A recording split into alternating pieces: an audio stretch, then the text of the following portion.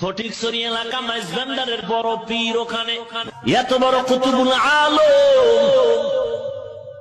আল্লাহর বান্দা যখন পানির পুকুরের কিনারায় বসে আল্লাহর নামের জিকির শুরু করছেন, লা ইলাহা বলে যখন ডান দিকে মাথাটা ঘুরাইছেন, ইল্লাল্লাহ বলে যখন বাম দিকে ধাক্কা দিলেন, নদীর পানি ডান দিকে উঠে আবার ইল্লাল্লাহর সাথে বাম দিকে চলে গেল।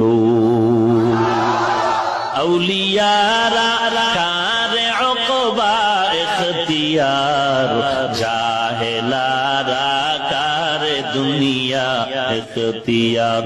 মাইলে মোমেন সোয়ে মোমেন নিশাওয়াত, মাইলে কাফের সোয়ে কাফের নিশাওয়াত। এরে আল্লাহওয়ালার সোহবতের কারণে হাজার না লক্ষ কোটি বান্দা আজ আল্লাহর মারিফতের দরজায় দৌড়াচ্ছে। যারা বিরোধিতা করে এদের লাইনে তো কোনো আল্লাহর বান্দা দেখা যায় না।